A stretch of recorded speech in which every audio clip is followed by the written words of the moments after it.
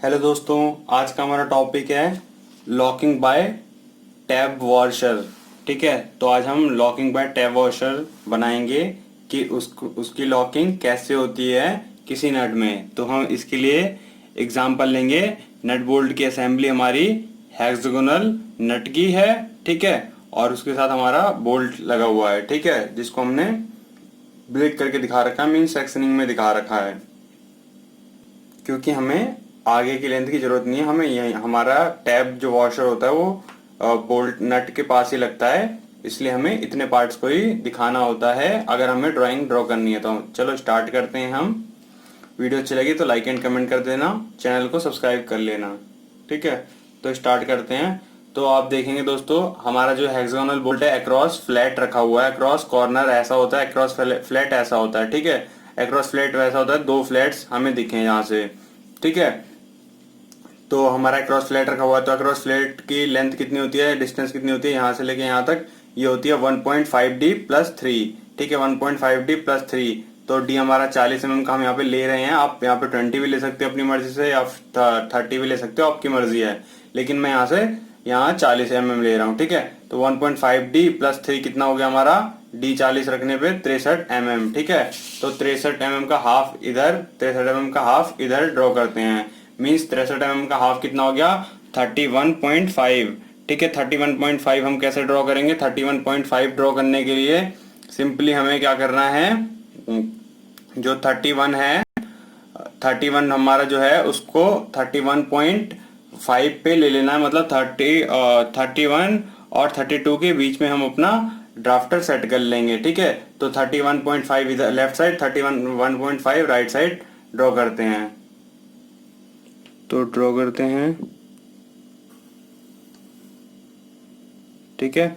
अब जो हमारा बोल्ट नट होता है हमारा, इसकी हाइट कितनी होती है या थिकनेस यहाँ से लेके यहाँ तक 0.8D टू डी तक होती है। तो हम यहाँ पे डी लेंगे, ठीक है, डी ही लेते हैं ज़्यादातर जब हमें ना दिया हो कहीं डायमेंशन। तो डी हमारा कितना है, 40 है, तो 40 mm है, तो 40 ऊपर लेके हमने ड्रॉ कर दिया। सेम है, हमने इस साइड भी इसे ड्रॉ कर दिया 40 mm, ठीक है। और इसको हमने इस पॉइंट से मिला दिया, हमारा एक रेक्टेंगल बन गया, ठीक है। अब हम क्या करेंगे, हमारे इसमें ये चैम्फर जैसा ड्रॉ है, रेडियस चैम्फर ड्रॉ है, वैसे चैम्फर हमें ड्रॉ करना है। उसको ड्रॉ करने के लिए क्या करेंगे, जो हमारा यहाँ से लेके यहाँ तक का पार्ट है, इसको हाफ डिवाइड करेंगे और एक एक्सिस लाइन खींचेंगे हल्की सी। सेम है, हम यहाँ से लेके यहाँ तक के जो हमारा पार्ट है, इसको हाफ डिवाइड करेंगे और एक एक्सिस लाइन ड्रॉ कर देंगे, ठीक है। तो मैं ड्रॉ करता हूँ, यहाँ से लेके यहाँ तक हमारा कितना है, ये 31.5 है, ठीक है। तो 31.5 का हाफ कितना हो गया हमारा, हमारा जितना हो गया हमारा 15.75 हुआ, लेकिन आप 15.5 ले लेना, मतलब 16 और 15 और 16 के बीच में, ठीक है, क्योंकि अप्रोक्स में हमारे ड्राफ्टर में ये डिवाइड नहीं हो पाएगा, इसलिए। तो हम इस पे एक्सिस लाइन हल्की सी ड्रॉ कर देते हैं ऐसे, ठीक है, ड्रॉ कर दी। सेम है, इस साइड भी ड्रॉ कर देते हैं, सेम हमने राइट साइड भी ड्रॉ कर दी, ठीक है। अब इसके बाद हम क्या करेंगे, हम यहाँ पे रेडियस और चैम्फर ड्रॉ करेंगे। उसका रेडियस कितना होता है, 1.4D होता है। तो डी हमारा 40 mm है, तो 1.4D की वैल्यू है 56। तो कंपास लेंगे और 56 का रेडियस खोलेंगे ड्राफ्टर की हेल्प से। तो कंपास लिया और ड्राफ्टर की हेल्प से इसको 56 तक हमने खोल दिया, ठीक है। अब इसके बाद क्या करेंगे, जो हमारी पेंसिल की हमारी टिप होगी वो हमारी इस पॉइंट पे होगी, और जो हमारे कंपास की टिप होगी वो इसके एक्सिस पे होगी, ठीक है। और फिर यहाँ से इसी रेडियस में हम ड्रॉ कर देंगे इसका रेडियस ऑफ चैम्फर। जो हमारा चैम्फर है उसको इस रेडियस से, जो हमने आर्क लिया, इससे ड्रॉ कर देंगे, ठीक है। ऐसा हमने ड्रॉ कर दिया। सेम है, हम राइट साइड भी ड्रॉ कर देते हैं। अब हमारा राइट साइड भी ड्रॉ हो गया, ठीक है। अब जो हमारी ये एक्सिस है, इसका ज्यादा काम नहीं है, इसलिए आप इसे इरेज भी कर सकते हैं, ठीक है। आप इसको या फिर इतना हल्का ड्रॉ करना कि आपको ये बाद में दिखे ही नहीं, ठीक है। इसका बस एक काम है कि यहाँ पे एक पॉइंट मार्क कर लेना, जिसको 1.4 शो करने के लिए डायमेंशन में, ठीक है, कि रेडियस 1.4 का। अब इसको डार्क कर देते हैं हम सबको, ताकि हमारा ये नट दिखे।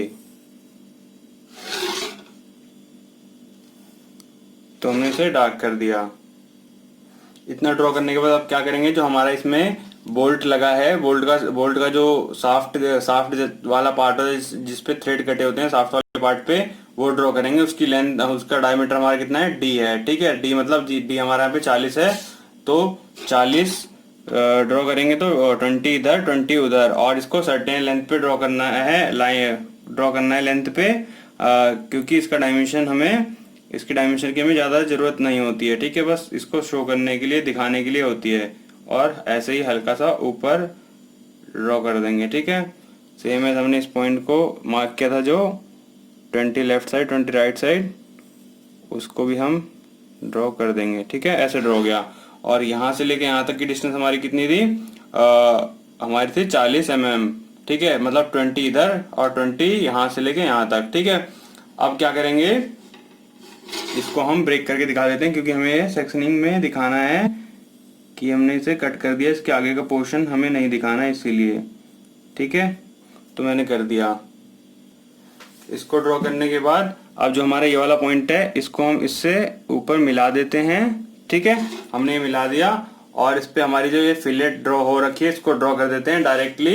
या तो आप कंपास की हेल्प से कर दो, या फिर आप कोई डी ले लो, या फिर ऐसे सर्कल मास्टर ले लो और इस पॉइंट पे रखो और इसे सिंपली ऐसे ड्रॉ कर देना। क्योंकि हमें इसकी डायमेंशन, इसका डायमेंशन नहीं होता, इसलिए हम इसे डायरेक्टली ऐसे शो करते हैं। ठीक है, अब इस पे थ्रेड ड्रॉ करते हैं।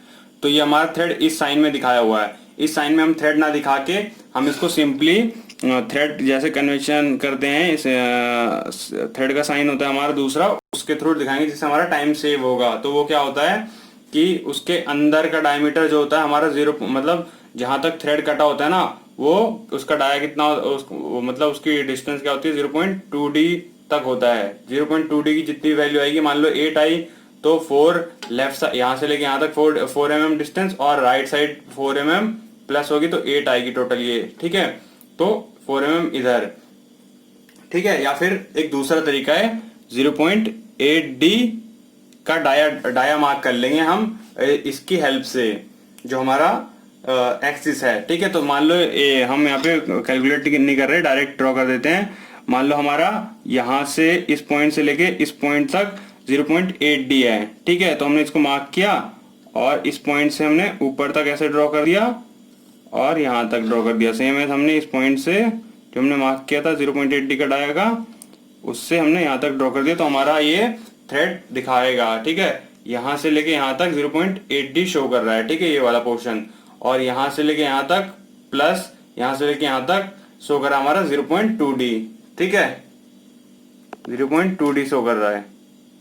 इतना ड्रॉ होने के बाद अब हमारा मेन काम आता है इसमें टैब वॉशर ड्रॉ करने का। ठीक है, टैब वॉशर कैसे ड्रॉ करेंगे, टैब वॉशर का देखेंगे आप, यहाँ से लेके यहाँ तक की डिस्टेंस की कितनी है, 0.125d है। तो 0.125d की वैल्यू कितनी आएगी, d हमारा 40 mm है, तो उसकी वैल्यू आएगी 0.125d की 5 mm। ठीक है, तो हम इसको 5 mm मार्क करते हैं। ठीक है, ड्राफ्टर की हेल्प से। तो हमने सेट किया ड्राफ्टर और इसको मार्क कर लिया। सेम है, हमने इस साइड भी इसको मार्क कर लिया 5 mm पे। ठीक है, अब 5 mm के बाद हमने एक लाइन ड्रॉ कर दी सिंपली। ठीक है, और इसके गैप से भी हमने एक लाइन, जो हमारा ये पॉइंट कटा है जहाँ पे हमारा खत्म हुआ है, इस पॉइंट से भी हमने गैप ले लेना है 5 mm का। ठीक है, क्यों लिया अभी बाद में बताऊंगा, क्योंकि हम इस पॉइंट से एक लाइन ड्रॉ करते हैं सबसे पहले, हल्की सी। ठीक है, लाइन ड्रॉ कर दी सिंपली, इस साइड से भी हमने एक लाइन ड्रॉ कर दी। अब ये लाइन हमारी ड्रॉ हो गई ना, अब ड्रॉ होने का इस लाइन को भी हम नीचे ड्रॉ कर लेते हैं अपने टैब वॉशर के लिए। ठीक है, ये ड्रॉ हो गई हमारी, तो हमने इसे ड्रॉ कर दिया। अब इसके बाद हम ये अपनी लाइन मिटा देते हैं जो हमारा एक्स्ट्रा है। ठीक है, अब यहाँ पे मैं एक चीज बताना चाहूंगा, यहाँ से लेके यहाँ तक की हमारी डिस्टेंस होगी 0.5d। ठीक है, जैसे यहाँ से लेके यहाँ तक किसकी डिस्टेंस 0.5d है, वैसे यहाँ से लेके यहाँ तक किसकी डिस्टेंस 0.5d है। ठीक है, ठीक है, इतनी होती है हमारे इस साइड की, या इससे ज्यादा भी हो सकती है, लेकिन स्टैंडर्ड साइज हमारा 0.5d है, जो राइट साइड में होगा, जहाँ पे प्लेट हमारी, जो ये मेन प्लेट है हमारी, वो खत्म होगी वहां के लिए। ठीक है, तो मैंने क्लियर कर दिया। अब इसके बाद हम क्या करेंगे, हम अपनी दूसरी साइड वाली ड्रॉ करेंगे। तो दूसरी साइड वाली ड्रॉ करने के लिए क्या करेंगे, यहाँ पे जो हमने 0.5D जो 5 mm ने मार्क किया था 0.125 mm को 0.125D को, जो कि हमारा 5 mm आया था उसको मार्क किया था, उसको ड्रॉ करेंगे यहाँ तक। और इस वाले पॉइंट से हमारा 5 mm का गैप होना चाहिए, ठीक है। इस वाले पॉइंट से हमने 5 mm गैप लेना है इस साइड, और इसको ऐसे ही ड्रॉ कर देना है, ठीक है। हमारा ड्रॉ हो गया।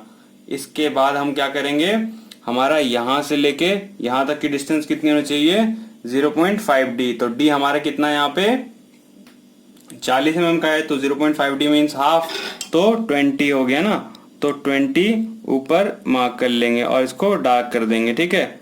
सेम है, हम इसको डार्क यहाँ पे भी कर देते हैं, और इस वाले पॉइंट को हमने यहाँ से यहाँ मिला देना है। ऊपर वाले को हम बाद में इरेज कर देंगे, ठीक है। तो मैं इरेज करता हूँ उसे। तो हमने इसे ड्रॉ कर दिया, ठीक है। और इसको इसके डायमेंशन भी कर दिया और कुछ और डायमेंशनिंग भी कर दी। अब इसके बाद जो हमारी मेन प्लेट है इसको मैं ड्रॉ कर देता हूँ डायरेक्ट। इसके और इसके बीच में थोड़ा गैप लेके, ये कोई डायमेंशन नहीं होगा इसका, डायमेंशन हमने अप्रॉक्स में लिया है, गैप ले लिया, और इसको हम ड्रॉ कर देते हैं प्लेट को, ठीक है। सेम एज इस साइड भी हम हल्का यहाँ से ज्यादा ड्रॉ करके इसको ड्रॉ कर देते हैं, और इसको हम इस तरह से दिखा देते हैं, दिखा दिया।